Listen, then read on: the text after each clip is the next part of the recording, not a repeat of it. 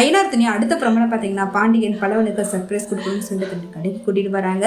அப்போ அங்கே எந்த ஸ்கூட்டியை காமிக்கிறாங்க. இனிமேல் இது உனக்காத்தான் வாங்கியிருக்கேன் எடுத்துக்கோ அப்படின்னு சொல்றாங்க.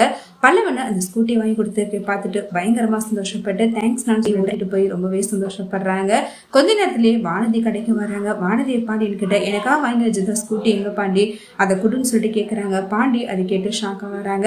அதே இதுக்காக நீ கேட்குற அன்னைக்கு கொடுக்கும்போதே வேணான்னு சொல்லிட்டு தானே போனேன், அந்த டாக்டருடைய வண்டி தான் வேணும்னு சொல்லிட்டு தானே போனேன், இப்போ எதுக்காக கேட்குறேன்னு கோவப்படுறாங்க.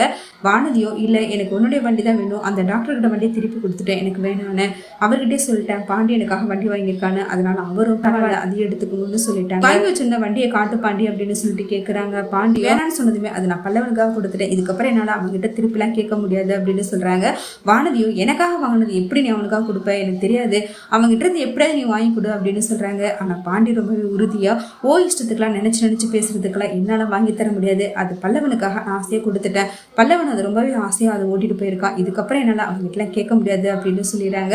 வானதி ரொம்பவே கோவப்பட்டு நான் இவ்வளவு தூரம் சொல்றேன் எனக்காக நீ வாங்கி வச்சது கொடுக்க மாட்டேன்னு சொல்லிட்டு கோவப்பட்டு அங்கிருந்து போயிடுறாங்க. ஒரு பக்கம் சேரன் சந்தா நிச்சயத்துக்காக ட்ரெஸ் எடுக்கிறதுக்காக ஷாப்பிங் போயிருக்காங்க. அப்ப சேரன் நிலாவை சர்ப்ரைஸ் பண்ணுங்கிறதுக்காக ரொம்பவே காஸ்டான சாரி எடுத்துட்டு வந்து இது நீ வச்சுக்கோன்னு சொல்லிட்டு எடுத்த நிலா வச்சுக்கோ அப்படின்னு சொல்லிட்டு நல்லா இருக்கான்னு கேட்குறாங்க. நிலா காஸ்ட்லி எனக்கு எதுக்குங்க, இப்போதைக்கு எனக்கு எது வேணாம்னு சொல்றாங்க. ஆனா சோழனும் உனக்காக நான் ஆசையா தடவை வாங்கி சொல்லாத நிலா நீ வச்சுக்கோன்னு சொல்றாங்க. நிலாவும் அதை சந்தோஷமா வாங்கிக்கிறாங்க. இப்போ வானதியும் கடைக்கு வந்திருக்காங்க. அப்ப பாண்டியனை பார்த்துட்டு பாரு அவங்க அண்ணா மட்டும் அவங்க ஒய்ஃபுக்கு எவ்வளவு காஸ்ட்லியா புடவை எடுத்து கொடுக்குறாங்கன்னு பாரு, ஒண்ணு உனக்கு தோணலைல அப்படின்னு சொல்லிட்டு ஒரு பக்கம் கோவப்படுறாங்க.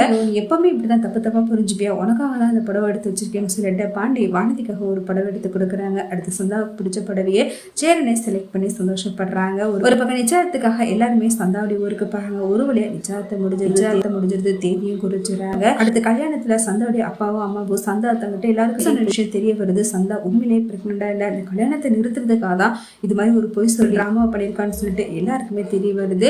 அவங்க அம்மா அப்பா தெரிஞ்சதுமே பயங்கரமா கோவப்பட்டு சந்தாவை அடிச்சு ஏன் இப்படி ஒரு காரியத்தை பண்ண, அவ்வளவு தைரியமா பொய் சொல்லி அந்த கல்யாணத்தை நிறுத்திட்டு இல்லை அப்படின்னு சொல்லிட்டு பயங்கரமா சண்டையாயிடுது.